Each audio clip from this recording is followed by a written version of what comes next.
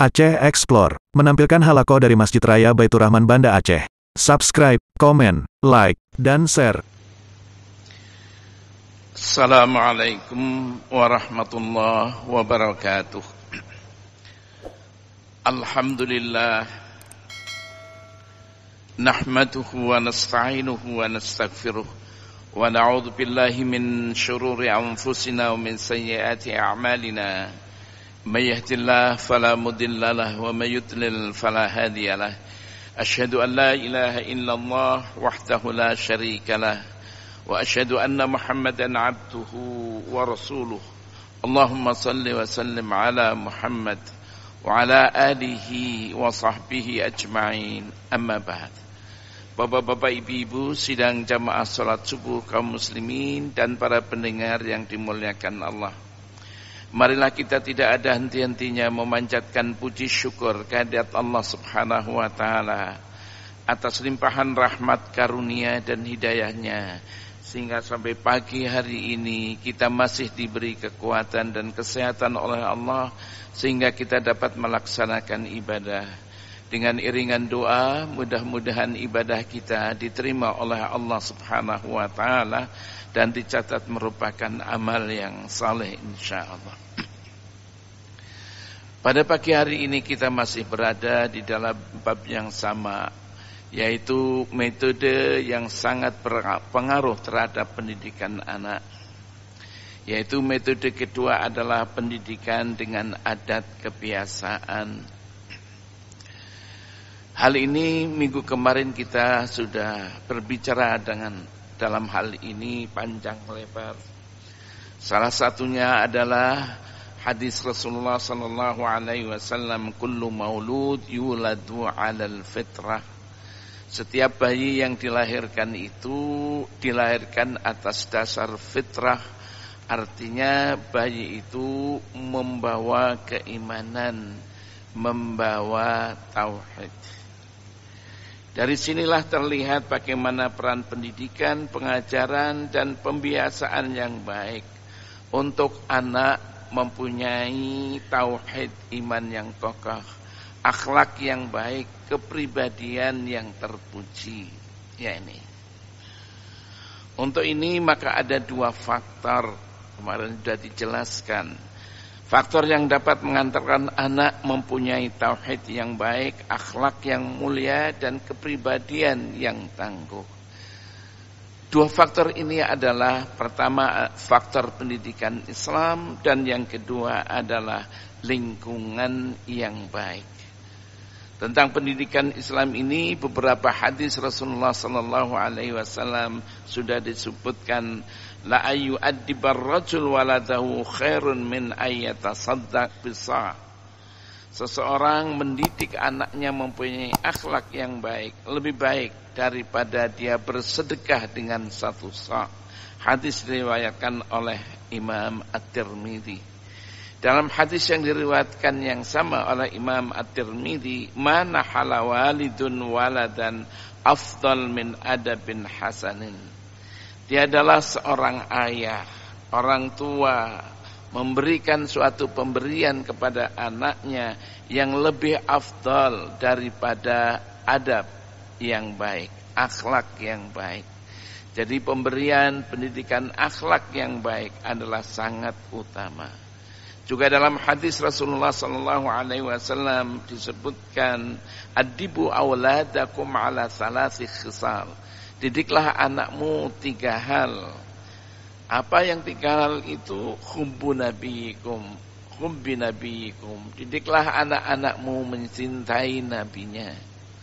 Wa ali baitihi, dan mencintai keluarga nabinya.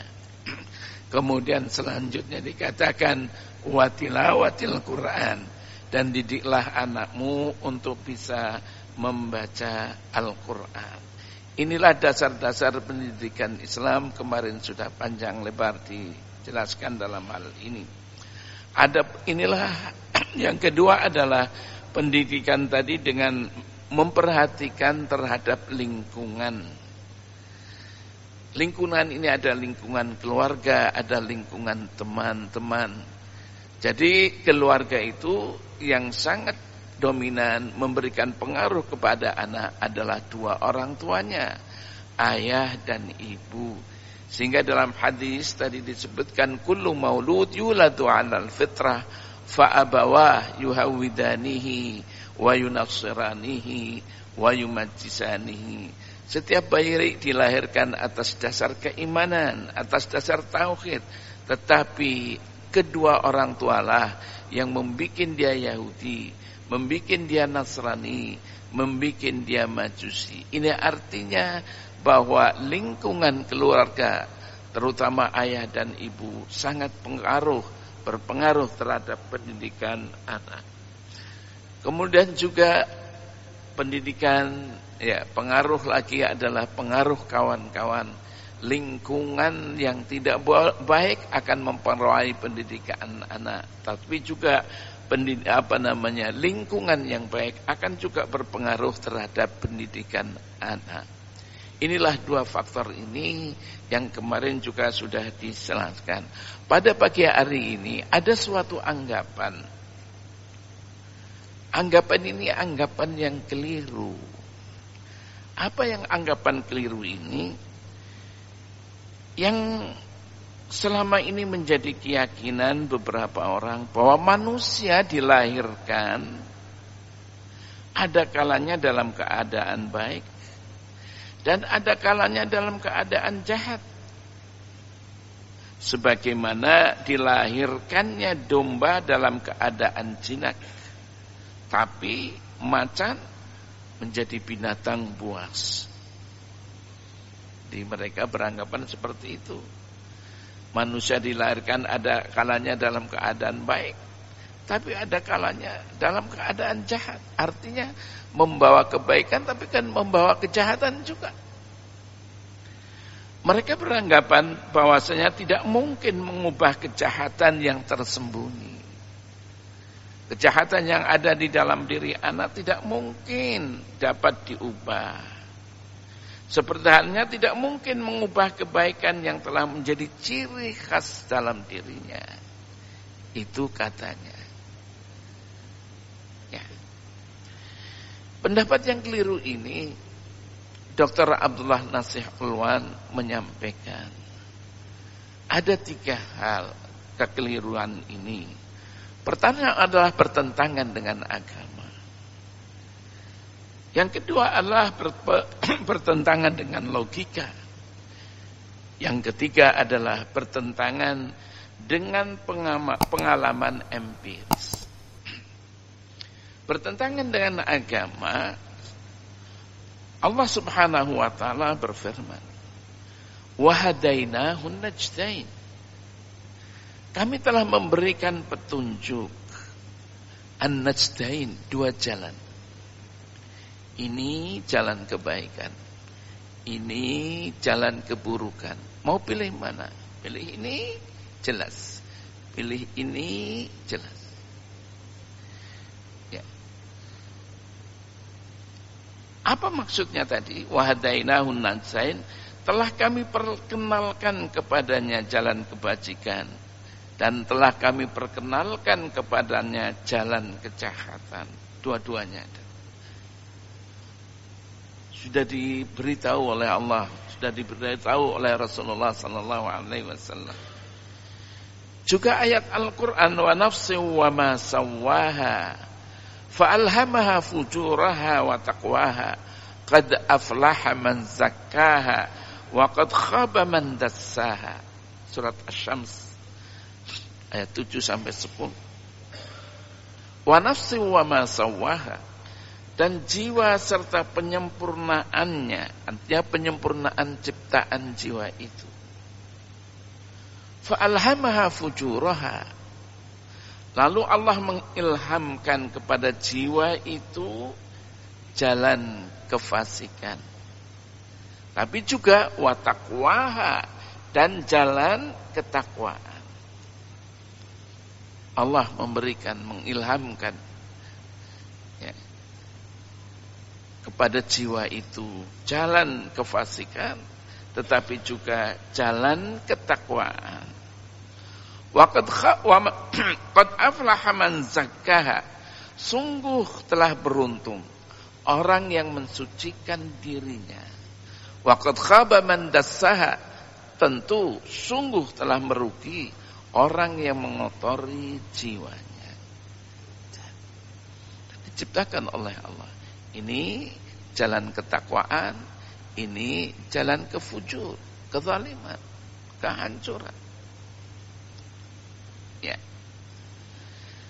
Kemudian juga ayat Al-Quran surat Ad-Dahr ayat 3. Allah berfirman, Inna hadainahu sabil, imma syakiran wa imma kafura. Yang artinya sesungguhnya kami telah menunjukkan jalan yang lurus. Allah berfirman, ada yang bersyukur, ada yang kafir, ada yang ingkar, ada yang kufur. Juga hal ini didasari juga dengan sabda Rasulullah sallallahu alaihi wasallam seperti hadis yang diriwayatkan oleh Imam Al-Bukhari, hadis yang tadi sudah saya sebutkan, kullu maulud yuladu 'alal fitrah fa innama abawah yuhawidanihi wa yunassiranihi wa yumajjisanihi. Al-Qur'an menjelaskan hal itu. Hadis Rasulullah sallallahu alaihi wasallam sudah menjelaskan hal ini. Ini jalan ke arah kebaikan. Ini jalan ke arah keburukan. Juga menciptakan jiwa. Ada jiwa yang cenderung ke arah kebaikan. Ada juga ke arah fujur, ke arah kebobrokan. Sudah diatur dalam beberapa ayat Al-Quran tadi, ditambah dengan sunnah Rasulullah SAW. Ya, pendapat keliru juga Dr. Nasir Mulwan itu ya, bertentangan dengan logika. Apa logika yang beliau bangun? Beliau mengatakan, untuk apakah Allah menurunkan kitab-kitab dan mengutus para rasul jika bukan untuk memperbaiki manusia demi kebahagiaan dunia dan akhiratnya? Rasulullah sendiri mengatakan dalam sebuah sabdanya, innama bu'ithtu liutammima makarimal akhlak. Sesungguhnya aku diutus untuk menyempurnakan akhlak yang mulia. Dulu masyarakatnya jahiliyah, tidak bertuhan, bermoral jelek, berakhlak buruk.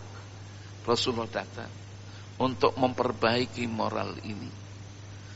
Orang-orang jahiliyah adalah orang tidak bermoral. Rasulullah sallallahu alaihi wasallam diutus untuk memperbaiki ini. Jadi bisa diperbaiki. Kemudian mengapa setiap negara memperhatikan atau mementingkan adanya peraturan dan undang-undang? Untuk apa dibuat peraturan? Untuk apa dibuat undang-undang? Mengapa pemerintah mendirikan sekolah-sekolah, mendirikan pesantren-pesantren dan perguruan tinggi? Tidak lain untuk mendidik anak-anak. Dan mengapa mereka menangani masalah pengadaan tenaga pengajar dan para pendidik dari kalangan ahli pendidikan moral dan sosial? Untuk menyelesaikan beberapa masalah-masalah, dipanggil itu ahli pendidikan, ya, ahli-ahli yang mengetahui tentang moral, ahli-ahli dalam masalah sosial. Panggil mereka itu. Ada apa? Ya. Bukankah itu semuanya tadi yang sudah disebutkan untuk kepentingan pengajaran, pendidikan, ya, pembentukan akhlak, memperbaiki kerusakan, mendasari yang baik dan meluruskan yang bengkok? Jika tidak demikian, maka untuk apakah kitab diturunkan dan para rasul diutus? Untuk apa diletakkan peraturan dan undang-undang? Untuk apa dihadirkannya para pengajar dan para pendidik? Apakah itu semuanya perbuatan sia-sia? Tidak. Semuanya adalah demi untuk pendidikan anak-anak kita. Ya, setelah menguraikan pertanyaan-pertanyaan dan argumentasi logika ini, ya, beliau menyimpulkan manusia diciptakan dengan potensi untuk menjadi baik atau jahat. Jika manusia berada pada pendidikan dan lingkungan yang baik, ia akan tumbuh dalam keadaan kebaikan, yang tumbuh dari iman yang tulus, budi pekerti yang utama, dan kecintaan terhadap keutamaan dan kebaikan. Dengan demikian, lahirlah seorang manusia mukmin yang utama dan mulia di tengah-tengah masyarakat ini. Ya, jadi manusia ada potensi tentu untuk berbuat baik dan juga ada potensi untuk berbuat jahat. Tinggal bagaimana kita mendidik anak-anak kita agar anak-anak menjadi anak yang saleh, anak yang baik, berakhlak mulia. Pendapat yang keliru juga tadi bertentangan dengan pengalaman dan realitas empiris. Beliau mengatakan, berapa banyak orang yang dulu berlumuran dosa di dalam kehidupannya, kemudian bertemu dengan seorang yang soleh. Dia mengarahkannya, memberikan petunjuk, mendidiknya. Dia berubah total menjadi orang yang baik. Berubah total menjadi orang yang baik. Pernah suatu hari saya berkenalan dengan seseorang. Dia menangis-nangis di bawah Ka'bah. Umrah, nangis-nangis. Saya pun iba waktu itu, saya tanya, Pak, dengan lirih, dengan lembut, ada apa? Kok rasanya syahdu sekali? Dia menceritakan, aku orang yang sudah melakukan apa saja. Kemungkaran sudah kulakukan, aku entah dari mana dunia ini. Allah menakdirkan saya untuk bisa umrah. Bisa umrah di Ka'bah ini. Terbayang saya kejahatan-kejahatan yang saya lakukan. Ya Allah, saya mohon ampun kepadamu. Mohon ampun kepadamu ya Allah. Sudah saya diamkan. Kemudian saya antar beliau pulang ke ke hotel. Nah, kata bapak itu, nanti kalau pulang ke Jakarta mampir ya. Ada kawan. Kamu tahu kan orang yang nangis-nangis itu, tahu-tahu dia punya tempat-tempat untuk maksiat. Setelah pulang, apa yang terjadi? Semuanya dirubah, disulap menjadi tempat-tempat pendidikan Islam. Ya Allah, kalau kamu mau ke sana, pergilah. Aduh, kebetulan saya mau ke Aceh. Saya enggak. Ya sudah. Begitulah dia bisa berubah. Dulu bagaimana orang-orang jahiliyah bejatnya? Umar bin Khattab radhiyallahu an, bagaimana menjadi orang yang bejat dia? Siapa yang mengatakan dirinya muslim, dipenggal lehernya. Tapi setelah dia muslim, berubah total. Asyidda 'alal kufar, ruhama bainan. Inilah. Ternyata bisa dirubah secara empiris. Bisa dirubah. Kalau anak yang baik, apakah bisa menjadi anak yang tidak baik? Bisa, bisa. Karena apa? Karena lingkungannya, karena juga kawan-kawannya bisa. Ya, jadi kalau ada orang nggak mungkin bisa berubah, bisa. Secara empiris kita sudah lihat di dalam kehidupan ini. Ada juga yang telah menjadi kenyataan bahwa manusia ternyata bisa mendidik, binatang. Gajah bisa diinstruksikan untuk melakukan ini. Burung bisa diinstruksikan, assalamualaikum, assalamualaikum. Ternyata bisa. Begitu juga orang yang menanam bibit tumbuh-tumbuhan. Kalau dirawat, disemai, disiram baik-baik, dikasih pupuk, akan tumbuh bunganya, tumbuh buahnya. Alhamdulillah. Tetapi bagaimana biji apabila dibiarkan tidak dirawat, tidak ditanam, ya, tidak dikasih pupuk, tentu akan mungkin mati dia itu. Mungkin dia itu bersama rerumputan dan tidak ada artinya. Ya. Jadi apa kesimpulannya? Kesimpulannya dari apa yang telah diuraikan di atas, orang-orang yang menganggap tabiat manusia baik atau buruk tidak mungkin dapat diubah atau diluruskan pada hakikatnya dalih yang tidak berdasar, yang ditentang oleh agama, bertolak belakang dengan logika dan bertentangan dengan realitas empiris. Bahkan dalih itu telah diruntuhkan oleh mayoritas ahli jiwa, ahli pendidikan, dan juga ahli tentang moral. Saya tutup dengan pendapat Imam Ghazali. Imam Ghazali mengatakan, anak adalah amanah bagi kedua orang tuanya.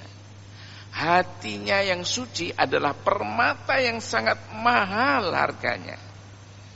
Jika dibiasakan pada kejahatan, dan dibiarkan seperti dibiarkannya binatang, ia akan celaka dan binasa. Sedang memeliharanya adalah dengan upaya pendidikan dan mengajari akhlak yang mulia. Bapak-bapak, ibu-ibu, para pendengar yang dimuliakan Allah. Inilah tadi pendapat yang keliru. Kadang-kadang, aduh, anak saya nggak usah. Didik baik-baik, arahkan, doakan. Mudah-mudahan dia itu nanti berubah menjadi anak yang baik. Sampai suatu hari ada seorang ibu, Pak Mahrir, nanti kalau ada Honda nomor sekian, itu Honda anak saya, kasih tahu ya sama saya. Aduh, saya mau. Enggak mungkin saya melihat Honda ini nomor berapa. Tapi ada, Bu, saya sudah kuusir anak saya. Pulang ke rumah, bau minuman, bau alkohol, kuusir dia. Setelah diusir, ibunya pun merasa, ya Allah, anakku di mana, anakku di mana. Sudahlah, dididik baik-baik, diarahkan baik-baik, insya Allah nanti akan menjadi orang yang baik. Dan menjadi anak yang baik perlu proses, bukan 1 hari 2 hari. Menjadikan anak menjadi anak yang saleh perlu proses, bukan seperti membalik tangan cepat sekali, bukan. Perlu proses di dalam pendidikan ini. Ini saja pada pagi hari ini. Mudah-mudahan anak-anak kita menjadi anak-anak yang baik, beriman dengan baik, mempunyai akhlak yang mulia, dan menjadi aset tentunya bagi kedua orang tuanya, baik itu di dunia maupun di akhirat. Wabillahi taufiq wal hidayah. Wassalamualaikum warahmatullahi